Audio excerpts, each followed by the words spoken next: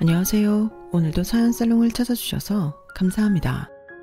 저는 30대 중반의 서울 강북에 사는 여성이에요. 저는 오늘로 파혼한 전남친을 한 방 먹인 지 346일째를 맞이했어요. 무슨 커플 기념이나 결혼도 아닌 일을 날짜를 세고 있냐 하시겠지만 저는 이제야 남자들에 대한 불신이 사라지려고 하고 있었어요. 사연 채널을 듣고 있다 보면 이런저런 일들로 결혼 전 파혼하신 분들이 있더라고요. 그래서 저도 사연을 보내 나름 위로를 받고 싶다는 생각이 드네요. 남한테도 말 못했었는데 얼굴도 모르는 분들에게 제 이야기를 들려드릴 정도가 됐으니 제 마음도 많이 나아졌나 봐요. 진짜 저는 제가 그런 쓰레기 같은 인간을 만날 줄은 몰랐어요. 저한테 잘했던 모습도 다 계산된 거라 생각하니 솔직히 아직도 열받기는 해요. 그 때문에 다른 사람들이 저한테 친절하게 해줘도 의심부터 하게 됐으니까요. 지금부터 그 인간이 했던 말종짓을 들려드릴게요. 제가 남자를 만난 건 같이 골프를 쳤던 지인을 통해서였어요. 저는 사실 골프를 그다지 좋아하지 않았는데 회사 동료들 중 골프를 좋아하는 사람들과 프로젝트를 함께하게 되면서 그들과 좀 더 잘 어울리려고 한 6개월 정도 강습도 받고 골프 치는 지인에게 따로 배우기도 했었어요. 지인과 제가 골프 치는 모습을 보던 남친은 아주 싹싹하게 인사를 했었죠. 안녕하세요. 저 연희 대학 동창 김영석입니다. 박현지 씨 이름도 예쁘네요. 만나게 돼서 반가워요. 별 말씀을요. 좋게 봐주셔서 감사해요. 저도 반갑습니다. 그날 인사를 하고 얼마 안 가 지인은 남친이 자꾸 저를 소개시켜달라고 했다면서 만나보겠냐고 하더라고요. 근데 사실 나도 영석이 잘 아는 건 아니거든? 대학 같은 과 나오긴 했는데 우리 과 사람이 좀 많니? 그냥 얼굴만 아는 정도였다가 사회에 나와 다시 만난 거라. 땡땡물산 다니고 똑똑하다는 거밖에는 몰라. 근데 네가 꽤나 마음에 들었나 봐. 하도 졸라대서 어쩔 수 없이 연락했어. 그냥 가볍게 만나보고 적당한 선에서 끊어도 돼. 그렇게 저와 남친은 만나게 됐는데요. 남친은 처음부터 저한테 얼마나 잘 맞춰주고 자상하던지 한 번 봤는데도 마음이 많이 가더라고요. 게다가 저처럼 골프가 좋아서가 아니고 일 때문에 배웠다는 것도 같았고 취향이 소박한 것도 호감이었어요. 남친의 끈질긴 들이댐에 저는 결국 그 사람과 사귀게 됐죠. 남친은 제가 야근이나 회식으로 집에 늦게 들어가는 날에는 아침 일찍 저희 집 앞에 와서 전화로 저를 깨워주고 회사까지 데려다 줄 정도로 잘했어요. 안 와도 된다니까. 내 체력이 그렇게 부실하지는 않아서 어제 정도 야근이면 그냥 전철 타고 출근 가능해. 에휴, 그런 게 쌓이면 만성 피로가 되는 거야. 영석 씨도 건강 잘 챙겨야지. 내 걱정만 하면 어떡해. 난 운동도 열심히 하고 영양제도 잘 챙겨 먹고 있어. 참, 내가 저번에 사준 비타민 B 잘 챙겨 먹고 있어? 꼬박꼬박 먹어야 돼. 이러니 제가 안 좋아할 수 있나요? 그냥 혹해서 푹 빠졌었죠. 저희가 사귀고 반년도 안 되었을 때 남친은 결혼하자고 그랬어요. 현지야, 내가 뭐 잘났다고 할 건 남들 보기 부끄럽지 않은 회사 다닌 거 그 정도뿐이라는 거 알고 네가 나한테 과분한 거 다 알아. 그래도 너랑 결혼해야 내가 살 것 같아. 우리 이렇게 잘 맞는데 같이 사는 거 좋지 않아? 생각해봐. 우리 결혼해서 살면 얼마나 재밌겠어. 결혼하자. 제가 대답을 못하고 망설였더니 남친은 며칠 후 퇴근 시간에 저희 회사 앞에 백송이 장미꽃다발을 들고 와서 회사 사람들과 지나가는 사람들이 보는 앞에서 무릎을 꿇으며 큰 소리로 말했어요. 박현지, 결혼하자. 내가 평생 행복하게 해줄게. 사랑한다. 왜 이래 영석씨. 창피하고 닭살도다. 이러지 말고 일어나. 현지야, 대답해주라. 나 너 없이 못 살아. 나 너 좋아하냐? 그래, 많이 좋아한다. 너만 보인단 말이야. 그렇게 가요 가사까지 인용해가며 창피한 줄도 모르고 거리에서 목청을 높인 남친을 겨우 일으켜서 다른 데로 갔지만 솔직히 기분 나쁘지 않았어요. 오히려 설레었고 제가 많이 사랑받는다는 생각에 행복하기도 했죠. 알았어, 결혼해. 그러니까 이제 그만해. 고맙다 현지야. 내가 정말 잘할게. 내가 진짜 행복하게 해줄게. 약속해. 남친은 제가 프로포즈를 받아들이자 어린애처럼 좋아했고 저도 그 모습을 보며 무척이나 행복하고 기뻤어요. 사실 저는 아빠가 대학 다닐 때 돌아가셔서 한동안 아빠 자리를 그리워했는데 그걸 남친이 메꿔줬다는 생각도 들었거든요. 그래서 정말 좋은 사람과 결혼하게 됐다고 친구들한테도 자랑 많이 했네요. 저와 남친을 소개해줬던 지인도 좋아했고요. 남친은 어머니를 중학생 때 여의고 아빠와 누나랑 살았다고 했어요. 두 분 모두 인상이 좋으셨고 인사하러 간 저를 따뜻하게 대해주셨어요. 엄마도 제가 결혼할 사람이라고 남친한테 참 잘했고요. 아무것도 정해진 것도 없이 양가 인사만 드렸는데도 벌써부터 우리 사위라고 노래를 하실 정도였어요. 한 번은 외가일로 해외에 엄마가 다녀오신 적이 있었어요. 그때는 코로나 때문에 해외에 가는 게 많이 까다로웠을 때인데요. 외가 장례식 때문에 해외에 다녀오신 엄마는 저희 선물을 좀 사오셨는데 제 것보다 남친 걸 더 많이 챙겨오셨더라고요. 우리 사위 이번 주 집에 올 수 있다니? 잠깐 들리라고 해. 아니지, 아니다. 요새는 오고 가고 그렇게 부르는 것도 실례지? 나도 해외 갔다 와서 아직 격리도 해야 하고. 네가 김서방 만나면 이것들 좀 전해줘라. 요즘 젊은 사람들 좋아하는 걸로 골라달라고 그렇게 가져온 거야. 엄마는 아직 결혼도 안 했는데 김서방 소리가 그렇게 나와? 그리고 내 거보다 왜 영석 씨 선물이 더 많은데? 벌써 사위만 챙기는 거야?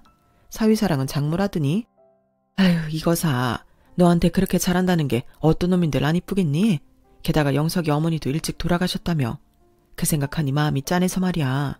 해줄 수 있는 거 해줘야지. 그렇게 엄마는 남친을 잘 챙겨주셨고 남친도 저희 엄마한테 늘 살갑게 잘했는데요. 저희가 막 본격적으로 결혼 준비를 할 무렵부터 남친 태도가 변해갔어요. 사실 그 전에 양가 상견례를 할 때 남친 누나가 했던 말이 좀 의미심장하긴 했어요. 상견례 후 주차장에서 남친이 차를 가지고 나오는 걸 기다릴 때 남친 누나가 이러더라고요. 사실 내 동생이긴 하지만 영성이 성격 만만치 않을 텐데 이렇게 결혼 결심해줘서 고맙다고 해야 할지 내가 누나여도 감당하기 힘들 때 많거든요. 저는 나중에 현지 씨 마음 바뀌는 일이 생겨도 뭐라 하지 않을 거예요. 저는 그때 왜 누나가 자기 동생을 저렇게 말하는 거지? 하고 좀 의아하기도 했고 누나로서 별로라는 생각도 했어요. 아무리 제가 올케가 될 입장이었지만 동생 흉을 남한테 보는 것 같았거든요. 그런데 그런 말을 했던 이유가 다 있었던 거였어요. 저와 혼수 인원도 하고 살집도 알아봐야 되는 남친이 자꾸만 약속을 미루고 일이 바쁘다고 핑계를 대더라고요. 회사 일이라는 게 다 그렇지 하며 이해하고 넘어갔는데 한두 번도 아니고 마치 결혼을 미루는 것 같은 모습을 보이니 뭔가 이상하다는 생각이 들었어요. 영석 씨, 혹시 무슨 일 있어? 아무래도 결혼을 미루고 싶어하는 느낌이 들어서 말이야. 말하기 어려운 일이라도 생겼어? 괜찮으니까 얘기해봐. 나한테 못할 말이 뭐 있어. 아니, 그런 건 아니고 바빠서 이것저것 신경을 못 쓰겠어. 내가 정리되면 연락할게. 그때까지는 연락 좀 자제해줄래? 네 카톡에 전화해 정신없어 죽겠어. 남친의 차가운 말투는 제가 알던 그 사람이 아니었어요. 저는 적지 않게 상처를 받았지만 아무렇지 않은 척하며 알겠다고 했죠. 항상 상냥하고 자상하기만 하던 남친과는 너무 동떨어진 모습이었거든요. 예를 들면 제가 회사 앞에 찾아가도 저를 못 본 척 한다던가 제가 가서 인사를 하면 귀찮다며 짜증을 낸다던가요. 그때마다 가슴이 철렁 내려앉는 것 같았지만 바쁘니까 예민해져서 그런 거려니 하며 마음을 다잡곤 했어요. 그렇게 시간이 흐르는 사이에 저희 집에 슬픈 일이 생겼어요. 바로 엄마가 돌아가신 거였어요. 사실 엄마는 지병이 있으셔서 몸 관리에 굉장히 신경을 쓰고 계셨는데요. 나을 확률은 거의 없다는 걸 저희도 알고는 있었지만 이렇게 하루아침에 손도 못 써보고 돌아가실 줄은 저도 제 남동생도 몰랐기에 그 슬픔이 더 크기만 했어요. 엄마가 남친을 유독 예뻐하고 저한테 잘해주길 간절히 바라셨던 것도 당신이 언제 어떻게 될지 모른다는 마음 때문에 더 그러셨을 거예요. 그래도 몇 년간 많이 좋아지셔서 외삼촌하고 해외에 있는 외가 친척 댁에도 다녀왔었기 때문에 저희는 망연자실 하기만 했어요. 빈소를 마련하고 조문을 받으면서 저는 수없이 많은 카톡을 남친한테 남겼는데 남친은 단 한 번의 답이 없었어요. 그렇게 첫날이 지나고 나서야 남친은 겨우 얼굴을 내밀었어요. 그것도 회사 퇴근하자마자 왔다며 오만 유세를 다 떨면서요. 아니, 어떻게 그렇게 갑자기 가셔? 진짜 놀랐네. 놀라긴 했어. 내가 보낸 톡에 답 하나도 없길래 별 생각 없는 줄 알았는데. 지금 눈코 뜰 새 없이 바빠서 그래. 아무튼 너나 네 동생도 경황이 없겠다. 기운 내라. 그러더니 생판 남처럼 밥만 먹더니 냉큼 일어나 가버리는 거 있죠. 저는 발인도 해야 하고 장례도 치러야 하니 남친한테 어떻게 이럴 수 있냐는 문자 한 줄 보낼 정신이 없었지만 그런 행동들이 너무 섭섭하긴 했어요. 그런데 장례가 모두 끝나고 더 기막힌 사실을 알게 됐는데요. 남동생이 어이없어 하면서 이렇게 말하더라고요. 나 아무리 생각해도 이해가 안 되는데 그 김영석이라는 사람 매형되는 거 맞아? 아니, 엄마 가시기 전에도 보니까 혼수 같은 것도 준비 제대로 안 되고 그러는 것 같더니만 이것 좀 보라고. 이게 그 사람이 부자라고 내고 간 봉투야. 라며 남동생이 내민 봉투에는 김영석 집안 대표라고 써 있었어요. 게다가 부조금은 5만 원이었다고 하더라고요. 남친 집안 전체에서 5만 원을 했다는 건데요. 5만 원이 적은 돈이 아닐지 모르지만 생전에 자기한테 그렇게 잘해주던 장모 되실 분이 돌아가셨다는데 그게 말이 되나요? 게다가 그 집안 전체가 그렇게 보냈다면 그건 더더욱 어이가 없었죠. 생각해보면 남친은 장례식을 치르는 낙골당에도 따라오지 않았고 저희와 함께 밤을 새주지도 않았어요. 저는 이 남자가 나랑 결혼할 마음이 없다는 걸 그제야 눈치챘어요. 제가 너무 둔했던 게 아닌가 싶어요. 아니면 그만큼 남친을 믿었다던지요. 아무튼 제가 많이 어리석었다는 건 인정해요. 갑자기 남친한테 문자를 보내는 것도 만나는 것도 싫어졌어요.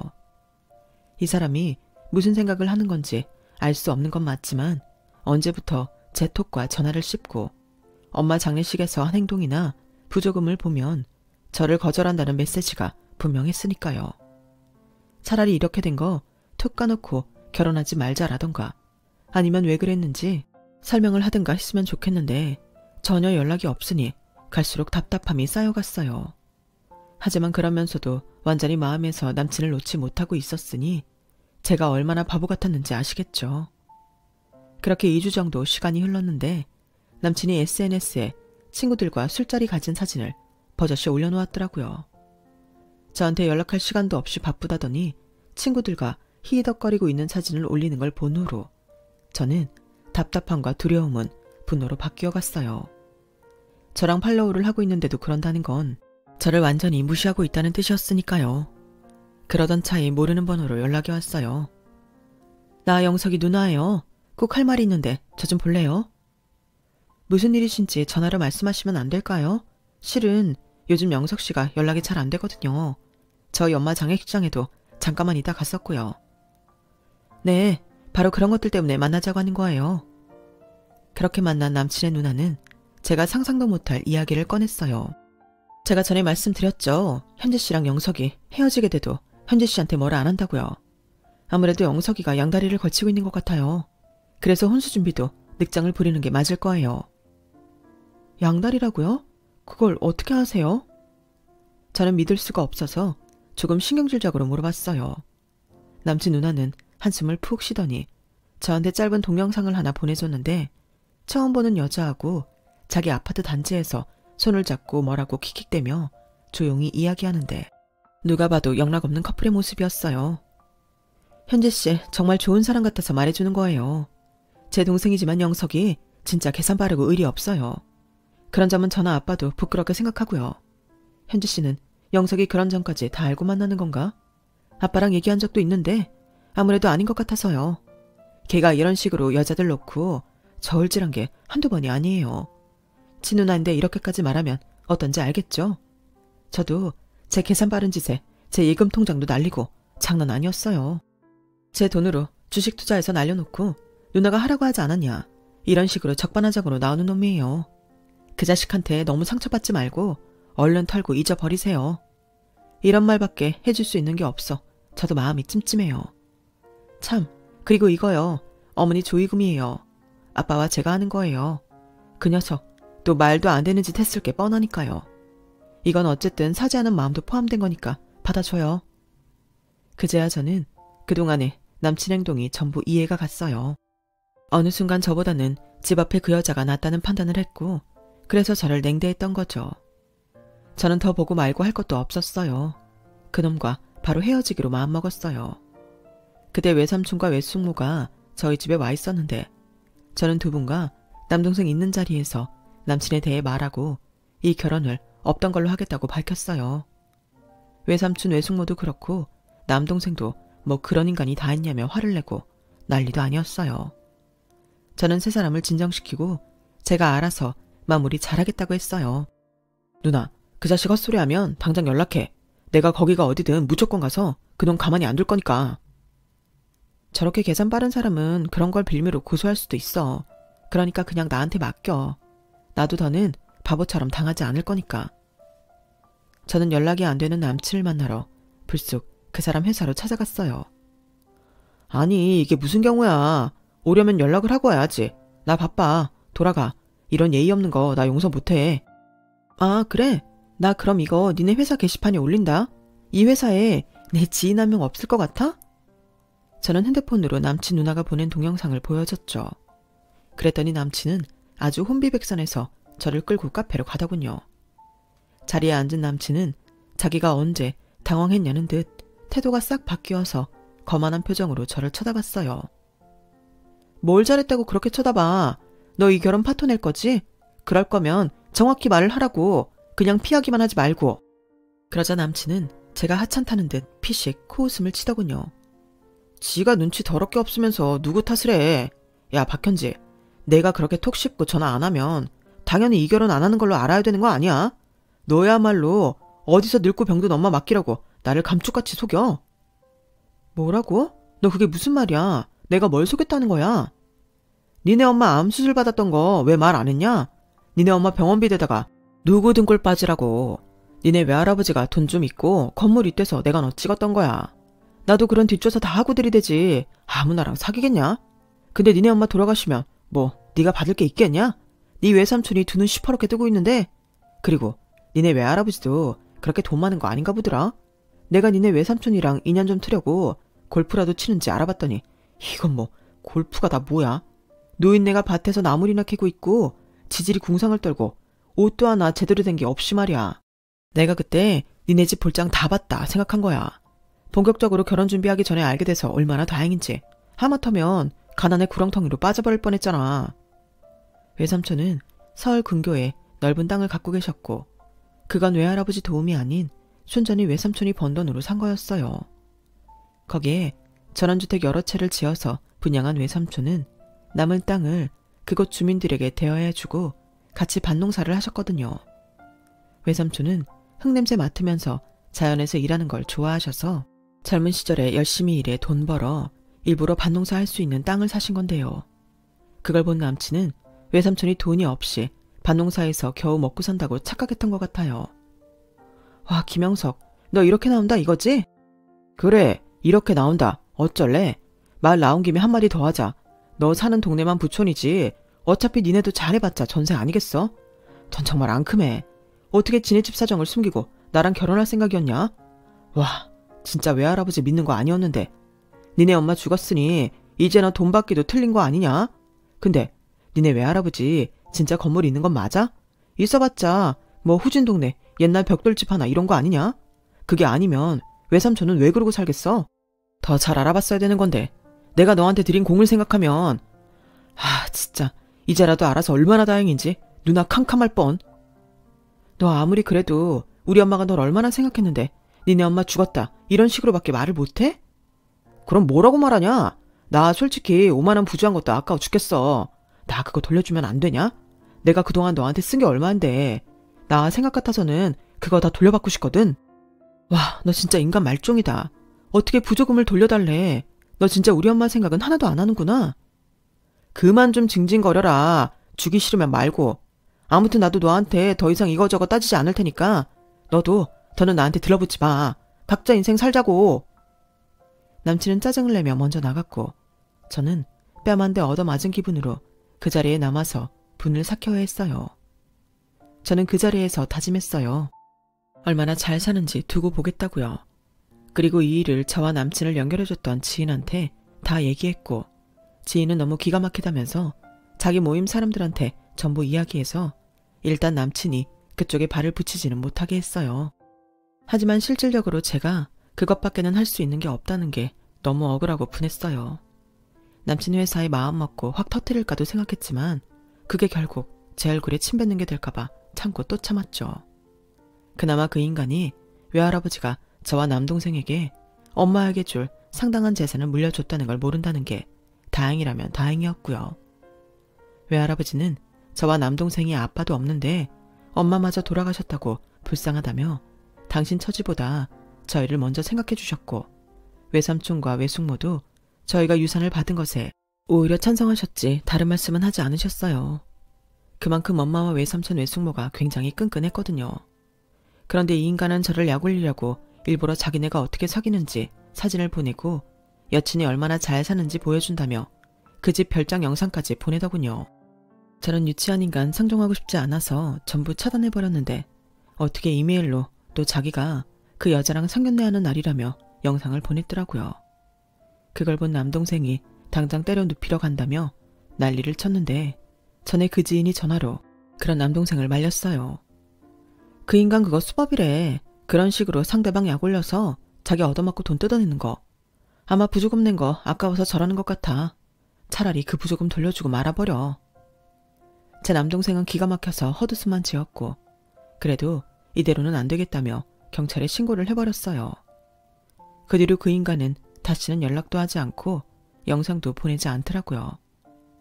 저희는 엄마 잃은 슬픔을 어느 정도 가라앉히고 다시 일상으로 돌아왔어요. 저는 그야말로 상처만 남은 결혼 해프닝이었지만 그래도 조금씩 안정을 찾아가고 있었고요. 5개월쯤 지났을까요? 외할아버지한테 물려받은 건물에 공실이 생겼는데 거기에 카페가 들어오게 됐고 저는 세입자와 계약을 하기 위해 부동산으로 갔어요. 공영주차장에 차를 세우고 길을 가는데 저만치 앞쪽에 너무 낯익은 뒷모습의 남자가 보이는 거였어요. 바로 전 남친이었는데요. 옆에는 남친 누나가 보내줬던 영상에 나온 여자가 팔에 매달려서 걸어가더라고요. 그런데 두 사람이 제가 갈 부동산에 들어가는 게 아니겠어요? 먼 발치에서 부동산 안을 보니 전 남친 커플과 부동산 사장만 있더군요. 저는 부동산 사장한테 문자를 보냈어요. 저 밖인데 지금 안에 있는 사람들이 저희 상가 계약할 사람들인가요?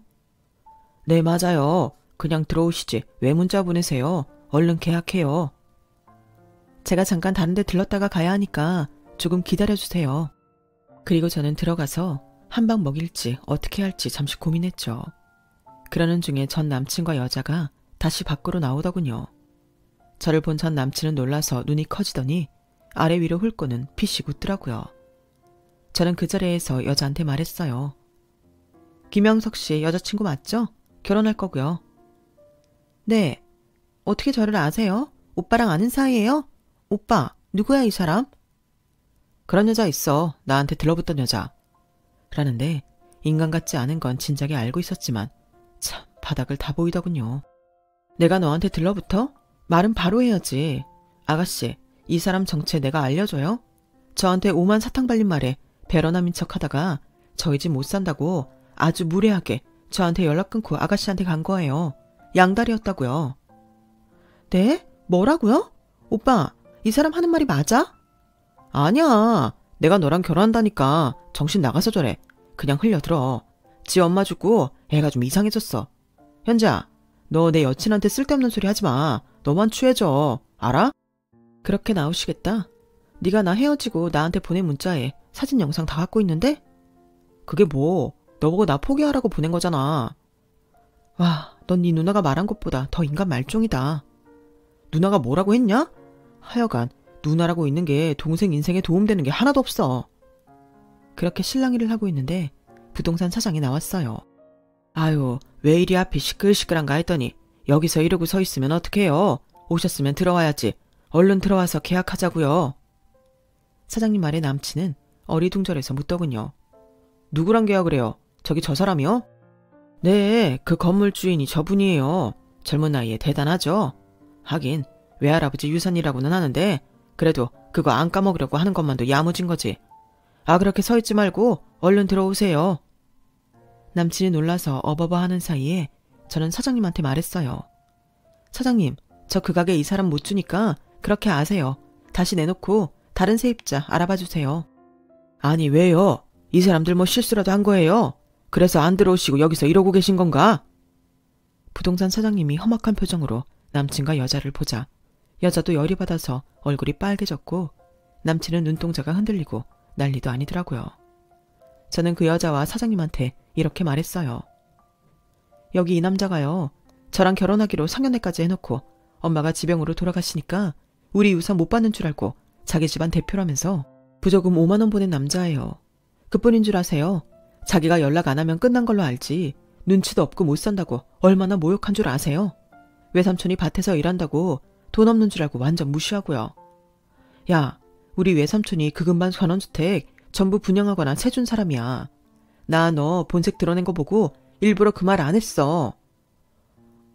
현지야, 그게 있잖아. 그렇게 띄엄띄엄 제 이름을 부르자 여자는 완전 화난 표정으로 핸드백으로 전남친 팔뚝을 후려치기 시작했어요. 이런 거지 같은 자식, 감히 날 속여먹고 결혼하려고 했어? 이런 최악 저질 같은 인간. 야, 너 어쩔 거야. 혼수품 다 돌려내. 내 돈 뜯어간 거 다 내놓으라고. 그렇게 악을 쓰는 사이에 저는 사장님과 가게를 다시 내놓기로 했고 사장님은 더는 두 사람을 상대하지 않고 다른 데 가서 싸우라고 냉정하게 쫓아내기까지 했어요. 그 후로 전 남친은 저희 집 앞에 찾아오고 또 이메일을 보내고 자기가 잘못했다고 오해라며 별 헛소리를 다 하더군요. 그러다 한번 남동생한테 걸려서 한 방 맞은 다음부터는 얼씬도 안 하게 됐지만요. 남친이 오지 않게 된 전날 저를 찾아온 남친한테 저는 한 번만 더 찾아오면 가만히 있지 않겠다고 했어요. 경찰에 스토커로 신고한다고 말이죠. 너 요새 스토커 처벌이 얼마나 강화됐는지 알지? 네가 바로 그 스토커야. 네가 이제 백날 이메일 보내봤자 너 차단했으니까 그런 줄 알고. 인간아, 좀 인간답게 살아. 이게 뭐니? 그리고 네가 부조금으로 냈던 5만 원 지금 여기서 줄게. 저는 일부러 10,000원짜리 5장을 꺼내서 그 인간 얼굴에 뿌렸어요. 그것도 다른 사람들 다 보는 데서요. 뭐 그게 아주 제 마음을 풀어준 건 아니지만 조금은 망신을 줬다는 게 위안은 되더군요. 전 남친은 결국 그 여자와도 깨졌는데요. 여자 아버지가 변호사인데다가 여기저기 인맥이 많아서 전 남친 회사에 임원까지 알고 있었다고 해요.